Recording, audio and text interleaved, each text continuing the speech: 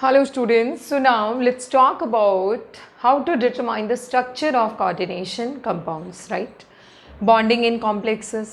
देखिए हमने स्टार्ट किया था, अगर इस कॉन्सेप्ट को समझें कि कैसे उनके में बॉन्डिंग है कॉम्प्लेक्सेस में, क्या उनका स्ट्रक्चर है। ओल्ड थ्योरी से हमने स्टार्ट किया था वर्नर्स थ्योरी। वर्नर्स थ्योरी के काफ़ी लिमिटेशंस रहे, उसके बाद मॉडर्न थ्योरीज आई। मॉडर्न थ्योरीज़ की अगर हम बात करें, मॉडर्न थ्योरीज़ में हम डिस्कस करेंगे बेटा वैलेंस बॉन्ड थ्योरी, फिर उसके बाद हम CFT डिस्कस करेंगे, क्रिस्टल फील्ड थ्योरी। इसके अलावा मॉलिक्यूलर ऑर्बिटल थ्योरी और लीगेंड फील्ड थ्योरी भी बहुत इंपॉर्टेंट है, बट ये बहुत हाई क्लासेस के लिए हम इनको डिस्कस करते हैं। We don't discuss VBT and CFT at this level, right. So VBT valence bond theory, crystal field theory हम यहाँ डिस्कस करने वाले हैं इस यूनिट में। And now let's start with valence bond theory, कि कैसे वैलेंस बॉन्ड थ्योरी ने जो कोऑर्डिनेशन कॉम्प्लेक्सेस है उनके स्ट्रक्चर के बारे में इंफॉर्मेशन हमें वैलेंस बॉन्ड थ्योरी में मिली। So next topic is valence bond theory. This theory was given by Pauling in the year 1931। आप सोच सकते हैं कि बहुत पहले वर्नर्स ने इससे अप्रॉक्सीमेटली 30-35 ईयर्स पहले वर्नर ने एक थ्योरी दे दी थी। उसके बाद पॉलिंग ने दिया था 1931 में वैलेंस बॉन्ड थ्योरी, जो कि हाइब्रिडाइजेशन पे बेस्ड है। तो अगर हम बात करें मैग्नेटिक प्रॉपर्टीज़, मैग्नेटिक बिहेवियर और वैलेंस बॉन्ड थ्योरी दोनों के कॉम्बिनेशन से बहुत सारे कोऑर्डिनेशन कंपाउंड्स का स्ट्रक्चर हम डिटरमाइन कर सकते हैं। अब हम डिस्कस करते हैं पहले कि वैलेंस बॉन्ड थ्योरी के मेन अजम्पशंस क्या थे, क्या रहे वैलेंस बॉन्ड थ्योरी के मेन अजम्पशंस। तो वैलेंस बॉन्ड थ्योरी में इन्होंने क्या किया कि they included on the basis of valence bond theory and magnetic behaviour of the complexes, their structure, their geometry, structure means their geometry can easily be determined, can easily be determined, बहुत easily हम उसको determine कर सकते हैं बेटा, right। दूसरा, this is based on hybridization। VBT में इन्होंने किसको इंक्लूड किया है? They included the concept of hybridisation. इसमें बहुत सारे जंक्शंस थे, क्या क्या इसके मेन फीचर्स रहे वो मैं आपसे डिस्कस करती हूँ। वैलेंस बॉन्ड थ्योरी में इन्होंने क्या बताया कि मेटल और लीगेंड के बीच में बॉन्डिंग होती है, कि मेटल कोऑर्डिनेशन कंपाउंड्स में मेटल और लीगेंड में किस तरीके से बॉन्डिंग है। लीगेंड इलेक्ट्रॉन डोनर है और मेटल इलेक्ट्रॉन एक्सेप्टर है। पहली चीज़, लीगेंड के लिए मेटल इलेक्ट्रॉन मतलब ऑर्बिटल्स, एटॉमिक ऑर्बिटल्स अवेलेबल करवाता है। जैसे दो मान ली कितने भी लीगेंड्स आते हैं, अगर उन लीगेंड्स को in total let's say 4 vacant orbitals चाहिए, तो 4 वैकेंट ऑर्बिटल्स कौन अवेलेबल करवाएगा? मेटल अवेलेबल करवाएगा। उसके बाद इनकी रिक्वायरमेंट के हिसाब से उतने ही वैकेंट ऑर्बिटल्स हाइब्रिडाइज होंगे। हाइब्रिडाइज होने के लिए कौन कौन से ऑर्बिटल्स को यूज़ किया जा सकता है? N-1d, Nd, sorry, Ns, Np and N+1d, Nd, sorry, not N+1d। इन ऑर्बिटल्स को यूज़ किया जा सकता है as per the requirement of ligands. Metal makes the orbitals available for them. Second, the orbitals get hybridized. Hybridization में ये orbitals involve होते हैं और उस लीगेंड की रिक्वायरमेंट के हिसाब से हाइब्रिडाइजेशन होता है। अगर लीगेंड्स की रिक्वायरमेंट है 4 एटॉमिक ऑर्बिटल मानी 4 हाइब्रिडाइज्ड ऑर्बिटल्स, तो हाइब्रिडाइजेशन क्या होगा? sp3 या dsp2। अगर इनकी रिक्वायरमेंट है 5, सो sp3d। अगर रिक्वायरमेंट है 6, तो इसके लिए दो पॉसिबिलिटीज़ हैं, D2sp3 अंदर वाला D या फिर sp3d2 बाहर वाला D। ये बाहर वाला D होता है और ये अंदर वाला D होता है। ये ऑर्बिटल्स हाइब्रिडाइज करेंगे, लीगेंड इनकी ऑर्बिटल्स इन मेटल के हाइब्रिडाइज्ड ऑर्बिटल से ओवरलैप करेगा। ओवरलैप करने के बाद ये क्या करेंगे? कुछ पर्टिकुलर डायरेक्शंस में अपने लिगेंड्स को अरेंज करेंगे, जहाँ से हमें क्या मिलेगी, ज्योमेट्री। अगर इन मेटल्स के पास, मेटल या मेटल आयन के पास अनपेयर्ड इलेक्ट्रॉन्स होंगे तो मैग्नेटिक बोला जाएगा, अनपेयर्ड इलेक्ट्रॉन्स नहीं होंगे तो वो नॉन मैग्नेटिक होगा। अगर अनपेयर्ड है तो वो पैरामैग्नेटिक है, अनपेयर्ड नहीं है तो वो डायामैग्नेटिक है। तो ये सारी चीज़ें हम इसमें डिस्कस करने वाले हैं। तो अब हम डिस्कस करते हैं main features of valence bond theory, कि इसके मेन फीचर्स क्या हैं बेटा।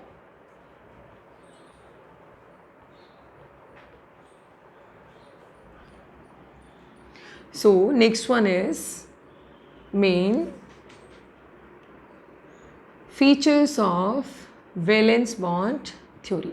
फर्स्ट पॉइंट इसका क्या है, वैलेंस बॉन्ड थ्योरी में इन्होंने फर्स्ट अजम्पशन यही माना था, इन coordinate complexes there is a bond between ligand and metal where ligand donates electron and metal accepts electron।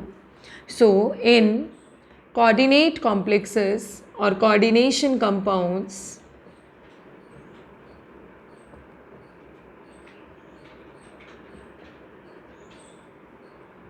there is a coordinate bond between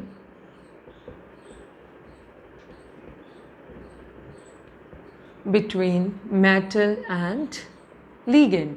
ये मैंने शॉर्ट में यूज़ किया है, where ligands donate electron to metal। किसको donate करते हैं बेटे, electrons, metal को ये इलेक्ट्रॉन्स डोनेट करते हैं, right. That is the first point.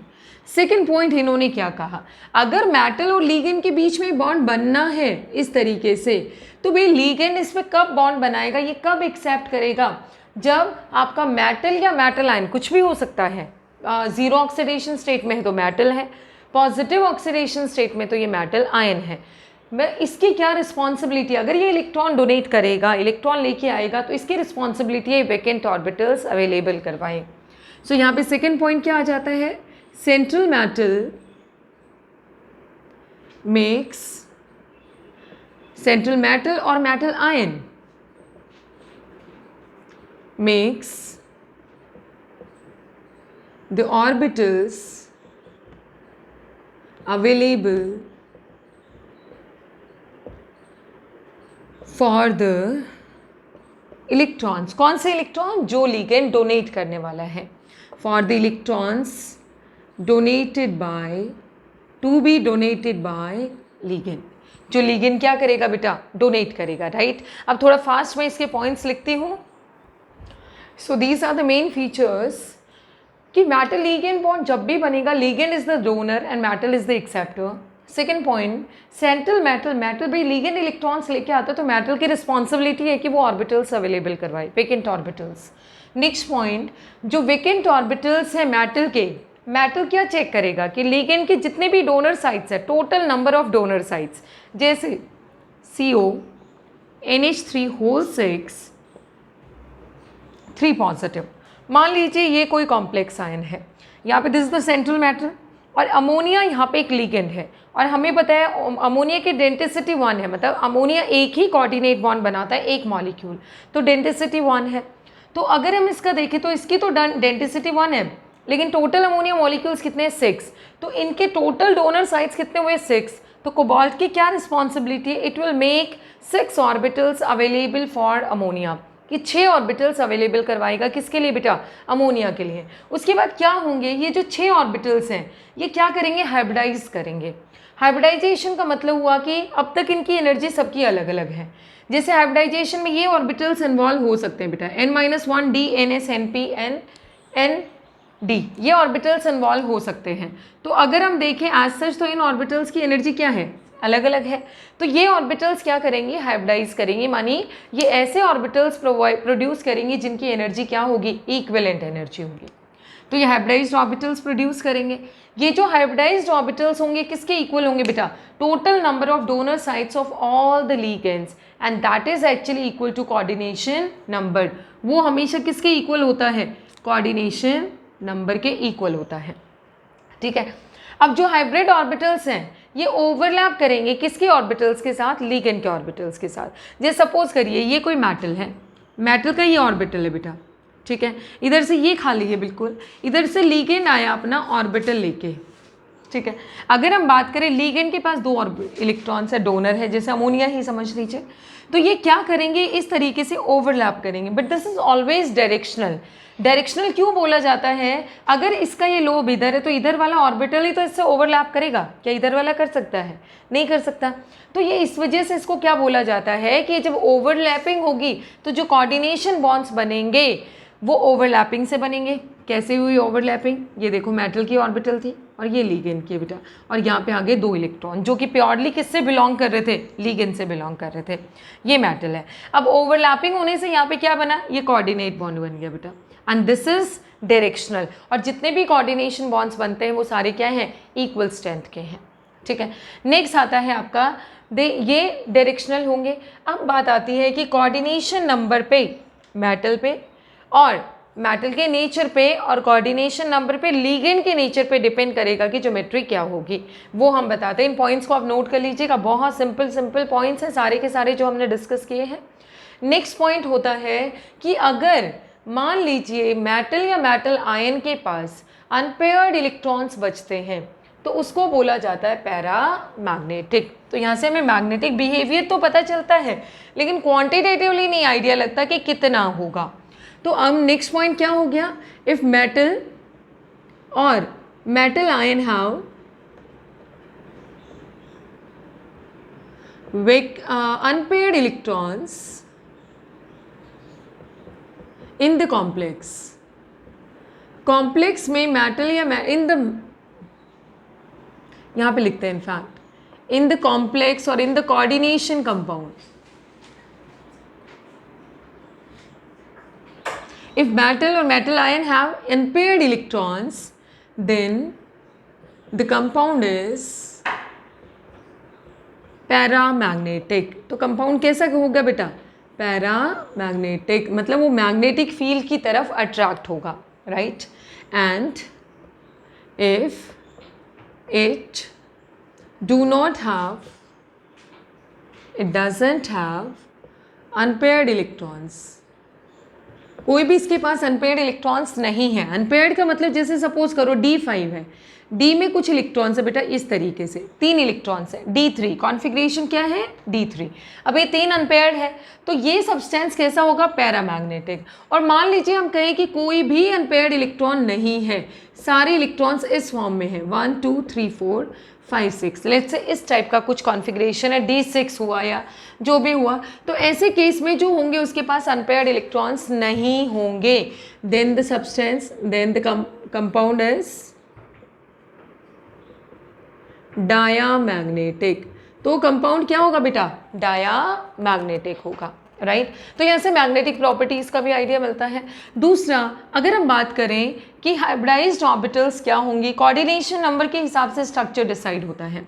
सो मान लीजिए इधर हम लिखते हैं कोऑर्डिनेशन नंबर उस कॉम्प्लेक्स का, इधर हमने लिखा कि हाइब्रिडाइजेशन, और इधर हम लिख देते हैं ज्योमेट्री, कि ज्योमेट्री क्या होगी उस पर्टिकुलर कॉम्प्लेक्स की। लेट्स से कोऑर्डिनेशन नंबर 4 है, तो हाइब्रिडाइजेशन क्या क्या होने के चांसेस हैं, आइदर sp3 और dsp2, 2 पॉसिबिलिटीज़ हैं कोऑर्डिनेशन नंबर 4 के साथ बेटा। sp3 dsp2 आप ऑलरेडी 11th क्लास में पढ़ के आते हैं ये। अगर sp3 है मीन्स टेट्राहेड्रल ज्योमेट्री है, कौन सी ज्योमेट्री है, टेट्राहेड्रल। और अगर dsp2 है तो स्क्वायर प्लेनर, उस केस में ज्योमेट्री क्या होगी बेटा, स्क्वायर प्लेनर। नेक्स्ट आता है कोऑर्डिनेशन नंबर 5। सो 5 का मतलब 5 ऑर्बिटल्स, देखो 4 का मतलब 4 ऑर्बिटल, sp3 और dsp2, 2 हो गया, 5 ऑर्बिटल मानी sp3d, क्या पॉसिबिलिटी बचेगी बेटा, sp3d। और ये क्या होता है आपका trigonal bipyramidal, trigonal bipyramidal, right बेटा। So number of hybrid orbitals 5 का मतलब कोऑर्डिनेशन नंबर 5 यानी कि sp3d यानी कि ट्राइगोनल बाइपिरामिडल ज्योमेट्री। अगर कोऑर्डिनेशन नंबर 6 है उस केस में क्या क्या पॉसिबिलिटीज़ हैं, it can be either sp3d2, अगर बाहर वाला d यूज़ होता है, sp3d2 में कौन कौन से ऑर्बिटल्स यूज़ हुए, ns np और nd, ठीक है। sp3d2 और यहाँ पे ज्योमेट्री 6 होने से क्या हो गया बेटा, ऑक्टाहेड्रल, राइट। क्या बोला जाता है इसको? ऑक्टाहेड्रल। इसको बोला जाएगा आउटर कॉम्प्लेक्स। इसको क्या बोला जाता है? Outer complex. और अगर मान लीजिए यूज़ करता है, ऐसे होता है D2sp3। D2sp3 में एक तो n-1d, ns और np, ये ऑर्बिटल्स काम में लिए जाते हैं। अगर हम बात करें इन ऑर्बिटल्स की, तो इन ऑर्बिटल्स में d देखो कौन सी यूज़ हुई है? अंदर वाली। So these are called inner spin मानी इनर कॉम्प्लेक्सेस, और इनको बोला जाता है आउटर कॉम्प्लेक्सेस। सो यहाँ से हो गया ये भी octahedral and this is also octahedral. इसमें बनेगा आउटर क्योंकि बाहर वाला d यूज़ हुआ है, और इसमें बनेगा इनर क्योंकि इसमें अंदर वाला d यूज़ हुआ है। तो ये हो गया वीबीटी के मेन पॉइंट्स। अब नेक्स्ट पॉइंट ये है, हमें ये भी पता चल जाएगा मैग्नेटिक डायमैग्नेटिक है सब्सटेंस या पैरामैग्नेटिक है। हमें ये भी पता चल जाएगा हाइब्रिडाइज्ड ऑर्बिटल्स को देख के कि वो उसका हाइब्रिडाइजेशन क्या है, उसकी ज्योमेट्री क्या है। लेकिन देखिए वीबीटी के साथ क्या प्रॉब्लम थी? वीबीटी के पास ऐसा नहीं था कि इसको एक्चुअली पता था कि लिगेंड्स का नेचर कैसा है। वीबीटी के केस में उनको ये नहीं आइडिया था कि ligands strong field, weak field, जो कि हम सीएफटी में पढ़ेंगे वो क्या होता है। बट इन्होंने क्या किया कि एक्सपेरिमेंटल डेटा को फिट करने के लिए कई बार क्या किया कि पेयरिंग ऑफ इलेक्ट्रॉन्स करवाया, जो कि हम उसमें डिस्कस करेंगे आगे। इनके हिसाब से कुछ ऐसे कॉम्प्लेक्सेस भी थे, कुछ ऐसे लिगेंड्स थे, कुछ स्ट्रॉन्ग लिगेंड्स। इन्होंने बोला उस टाइम पे there are some strong ligands like क्या क्या है? Carbonyl CO, Cn negative like NH3, right. अगर इनकी प्रेजेंस है under the presence of or in the presence of strong ligands like this, the electrons get paired up in the metal atom or ion. Paired up हो जाते हैं बेटा, और paired up होके क्या होता है? एंड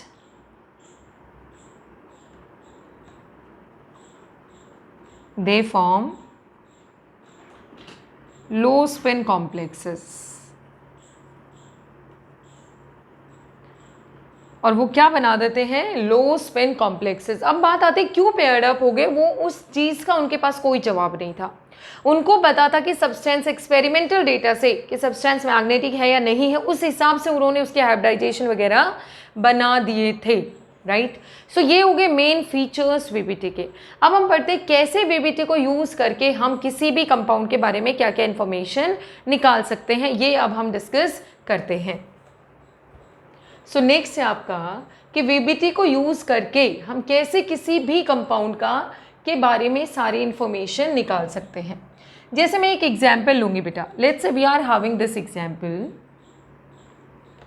कोबाल्ट क्रोमियम NH3 6 3+, ये कॉम्प्लेक्स है। हेक्साएमीन क्रोमियम 3 आयन, ये इसका नाम हो गया है, ठीक है। इसके बारे में हम वीबीटी को यूज़ कर करके क्या क्या इन्फॉर्मेशन निकाल सकते हैं, या इस टाइप का क्वेश्चन कैसे आता है? For the given complex ion और for the given complex find out its geometry, its hybridisation, whether it's diamagnetic और paramagnetic, whether it forms inner complex और आउटर कॉम्प्लेक्स, किस टाइप का कॉम्प्लेक्स ये बनाएगा, ये सारी इन्फॉर्मेशन आपको वीबीटी को यूज़ करके बतानी है। तो अब हम देखते हैं क्या क्या स्टेप्स हैं। सो इन सच केसेस व्हाट हैपेंस, आपसे क्या पूछा जा सकता है? आपको इन्फॉर्मेशन दी जा सकती है कि इन्फॉर्मेशन है ये जो आपका कॉम्प्लेक्स है ये पैरामैग्नेटिक है, इसके बेसिस पे इसकी हाइब्रिडाइजेशन या ये सारी इन्फॉर्मेशन दो। या फिर कैसे पूछा जा सकता है, ये कोई कॉम्प्लेक्स आयन है, इसका हाइब्रिडाइजेशन, इसकी ज्योमेट्री, इसका मैग्नेटिक बिहेवियर और इसका मैग्नेटिक मोमेंटम आप बताइए, राइट। मैग्नेटिक मोमेंटम की अगर मैं बात करूँ बेटा, देखिए जितने भी अपने कॉम्प्लेक्सेस हैं वीबीटी के केस में इन्होंने मैग्नेटिक बिहेवियर तो डिस्कस किया बट क्वांटिटेटिवली डिस्कस नहीं किया। तो क्वांटिटेटिवली के लिए, क्योंकि यहाँ पे बाद में हमने करनी है प्रॉब्लम्स, मैं आपको फार्मूला बता देती हूँ। अगर हमें कभी मैग्नेटिक मोमेंट का फार्मूला लगाना है तो हमें क्या करना होगा, √n × n+2, यानी कि n आपका क्या है यहाँ पे, number of unpaired electrons, number of unpaired electrons, ये है आपका मैग्नेटिक मोमेंटम। ठीक है, म्यू इज इक्वल्स टू, ये फॉर्मूला लगाएंगे, एन आप यहाँ पे आपका नंबर ऑफ अनपेयर्ड इलेक्ट्रॉन्स है। सिंपली अगर मान लो नंबर ऑफ अनपेयर्ड इलेक्ट्रॉन्स आपके आ जाते हैं 1, let's say N is equals to 1, तो म्यू की वैल्यू क्या आएगी, क्या बनेगा formula, under root 1 into 1 plus 2 यानी कि अंडर रूट 3, 1.73। ठीक है, अगर नंबर ऑफ अनपेयर्ड इलेक्ट्रॉन्स 2 है तो म्यू की वैल्यू आप कैलकुलेट करोगे, this comes out to be 2.83। Number of unpaired electrons 3 है तो म्यू की वैल्यू क्या आएगी बेटा, 3.83।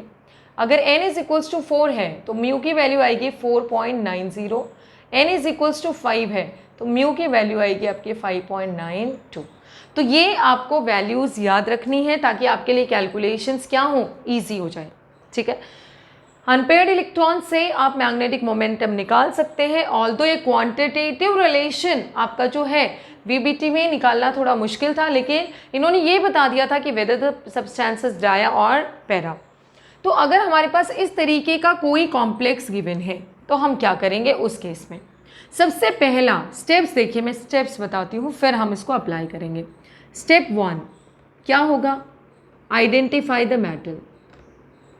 आइडेंटिफाई द मेटल, कि मेटल को आप पहचानो कौन सा है, जैसे इस केस में क्या है, क्रोमियम। स्टेप 2 क्या होगा बेटा, स्टेप 2 मेटल पहचानने के बाद find out its oxidation state, find out its oxidation state, metal का ऑक्सीडेशन स्टेट निकालिए, whether 0, +1, +2, +3 whatever it may be. Step 3 क्या होगा, you write down its electronic configuration in this oxidation state. इस particular oxidation state में, जैसे यहाँ chromium central metal है, chromium का ऑक्सीडेशन स्टेट +3 आएगा, +3 में इसका इलेक्ट्रॉनिक कॉन्फ़िगरेशन लिख देंगे बेटा। स्टेप 4 क्या होगा, स्टेप 4 में हम क्या करेंगे कि number of donor sites of all the ligands we need to find out, number of donor sites of all the ligands, सारे के सारे लिगेंड्स का हमें क्या फाइंड आउट करना है, number of donor sites, and that is equals to coordination number, वही coordination number होगा और वही वो नंबर ऑफ ऑर्बिटल्स होगा जो हाइब्रिडाइज करेंगे। Step 4 find out the orbitals undergoing hybridization, वो ऑर्बिटल्स जो हाइब्रिडाइज करेंगी वो फाइंड आउट करो कौन सी हैं, मतलब भाई 3d 4s 4p है या 4s 4p 4d है, जो भी है। स्टेप 5, स्टेप 6 में क्या होगा बेटा, स्टेप 6 में हाइब्रिडाइज्ड है, इनको हाइब्रिडाइज करो और उन ऑर्बिटल्स के नाम निकाल दो। ठीक है, step 7 accordingly find out the geometry, उसके हिसाब से क्या निकाल देंगे, ज्योमेट्री निकाल देंगे।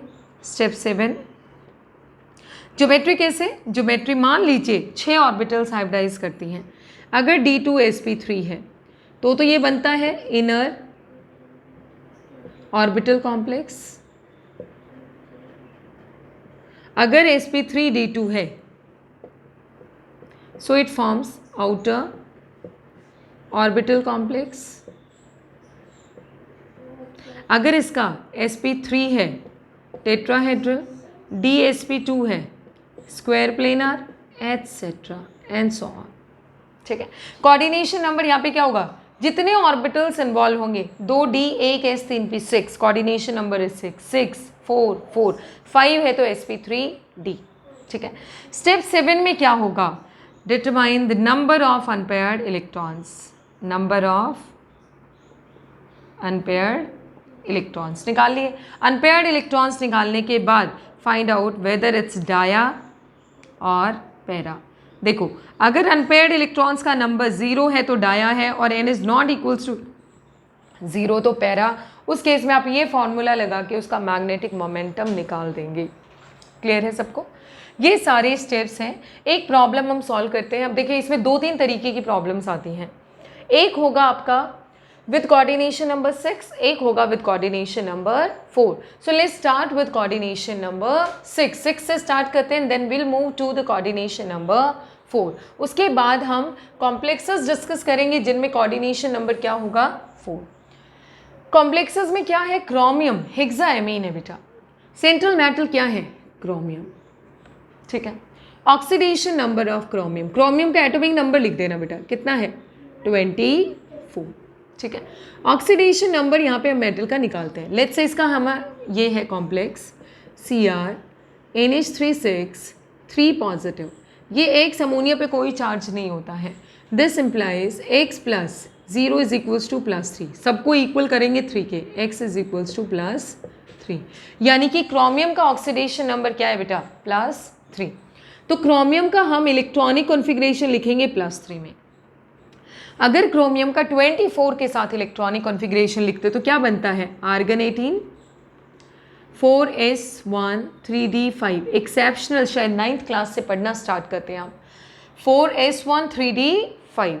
अब क्रोमियम 3+ में क्या होगा बेटा, एक इलेक्ट्रॉन आउटरमोस्ट से जाएगा s से और 2 जाएंगे d से, तो हमारे पास क्या बनेगा क्रोमियम का electronic configuration, argon 18 3d3, argon 18 3d3, 3 electron चले गए, एक s से और 2 d से। तो अगर हम देखें यहाँ पे ये 3d3 वाला कॉन्फ़िगरेशन बचता है, तो आउटरमोस्ट शेल के ऑर्बिटल्स लिखते हैं जैसे हाइब्रिडाइजेशन में जनरली करते हैं, 1 2 3, 5 डिब्बे की ट्रेन है d ऑर्बिटल। ये हो गया बेटा 3d, 3d के बाद आता है 4s, 4s के बाद आता है 4p। ये वो ऑर्बिटल्स हैं जो क्रोमियम 3+ के पास अवेलेबल हैं। 3d3 होने का मतलब हुआ d में 3 इलेक्ट्रॉन्स हैं, as per Hund's maximum multiplicity principle हमने इलेक्ट्रॉन्स डाल दिए इसके अंदर। पहले सारे अनपेयर्ड होंगे, उसके बाद पेयरिंग स्टार्ट होती है। अब आप खुद सोचिए यहाँ पे कितने लीगेंड्स, नंबर ऑफ लीगेंड्स कितने हैं बेटा, 6, और इनकी डेंटिसिटी क्या है, इनकी डेंटिसिटी क्या है बेटा, 1। हर लिगेंड का डेंटिसिटी 1 है, दैट मीन्स कोऑर्डिनेशन नंबर इस मेटल का क्या हो जाएगा, 6। 6 लिगेंड्स ने घेरा होगा 6 तरफ से, तो 6 लिगेंड आ रहे हैं, एक एक डोनर साइट लेके, टोटल 6 ऑर्बिटल्स चाहिए। सो रिक्वायरमेंट ऑफ हाइब्रिडाइज्ड ऑर्बिटल्स कितना है, 6। और 6 का मतलब क्या हुआ कि देखिए d 3d हमारे पास खाली है, ये 4s है, तो ये अगर n है तो ये n-1 हो गया, तो हम इनर d ऑर्बिटल यूज़ करने वाले हैं। सो 2 तो हो गए d खाली, एक हो गया s और 3 हो गए p। तो हमारे पास अगर हम हाइब्रिडाइज्ड ऑर्बिटल्स देखें तो क्या बनेंगे बेटा, 2d, एक s और 3p। सो 1 2, ये दोनों d हो गए, s 1 2 3p। तो नाम क्या हो गया, हर ऑर्बिटल का नाम है d2sp3 hybridization. Every orbital has the name d2sp3, d2sp3, d2sp3। ये हमने हाइब्रिडाइजेशन के प्रिंसिपल में 11th क्लास में केमिकल बॉन्डिंग में पढ़ा है ये सारा। So now this is d2sp3। अब आप सोचिए कितने अमोनिया मॉलिक्यूल्स आ रहे हैं बेटा, 1NH3, 2NH3, 3NH3, 4NH3, 5NH3 and 6NH3, और सबके पास एक एक इलेक्ट्रॉन पेयर अवेलेबल है इस तरीके से। So they will be making coordination bonds like this, ये यहाँ, ये यहाँ, ये यहाँ, हियर हियर। अब आप समझ गए होंगे कि वेकेंट ऑर्बिटल्स क्यों ज़रूरी है, ये दोनों इलेक्ट्रॉन अब यहाँ चले जाते हैं, राइट बेटा। तो ये दोनों इलेक्ट्रॉन यहाँ जाने से अब हाइब्रिडाइजेशन क्या हो गया है, d2sp3। d2sp3 का मतलब, अब मेन पॉइंट्स देखो इसके, हाइब्रिडाइजेशन क्या हुआ बेटा, d2sp3, इनर ऑर्बिटल और outer orbital. Inner d use करना, अंदर वाला d यूज़ करते हैं, 4s से पहले वाला d यूज़ करते हैं, तो inner orbital complex, right. Second one, inner orbital complexes के बाद हाइब्रिडाइजेशन हमने डिस्कस कर लिया। Does it have unpaired electrons, yes it is having 3 unpaired electrons. इसके पास कितने अनपेयर्ड इलेक्ट्रॉन्स है बेटा, it is having 3 unpaired electrons. तो ये इसके हो गए हैं all these, n is equals to 3 unpaired electrons. और जहाँ जहाँ अनपेयर्ड इलेक्ट्रॉन्स होंगे कॉम्प्लेक्स का नेचर क्या होगा, दैट इज पैरा मैग्नेटिक। दूसरा मैग्नेटिक मोमेंटम अगर हम निकालते हैं mu is equals to formula लगे √n इंटू n प्लस 2, क्या वैल्यू 3 के लिए क्या आ जाता है बेटा 3.83, ये आ गया है बोहर मैग्नेटोन, इसके साथ क्या आ जाएगा बोहर मैग्नेटोन, ये आ गया है। D2sp3 hybridization means geometry is octahedral, geometry क्या बन जाती है बेटा ऑक्टाहेड्रल, और ऑक्टाहेड्रल ज्योमेट्री इस केस में कैसे बनेगी, दिस इज क्रोमियम, क्रोमियम के पास 6 आ गए अमोनिया 1NH3 2 3 4 5 एंड 6 और पूरे पे कितना चार्ज है 3+। सो this is having octahedral geometry. तो एक क्वेश्चन तो आपका डायरेक्ट इसी तरीके का आ सकता है अगर हम बोर्ड की बात करें तो। कंपटीशन में भी कई बार इन्हीं में से घुमा फिरा के मैग्नेटिक मोमेंटम या इस तरीके से पूछा जा सकता है। तो यहाँ पे अगर हम देखें क्या है आपका मैग्नेटिक मोमेंटम निकालना है, पैरामैग्नेटिक है, डाया बताना है, इनर ऑर्बिटल कॉम्प्लेक्स है, आउटर है, हाइब्रिडाइजेशन क्या है, and on the basis of hybridization we need to find out the geometry, right. So this is one problem, one complex having coordination number 6। ऐसे ही हम और भी प्रॉब्लम्स करते हैं and will talk about them in the next video.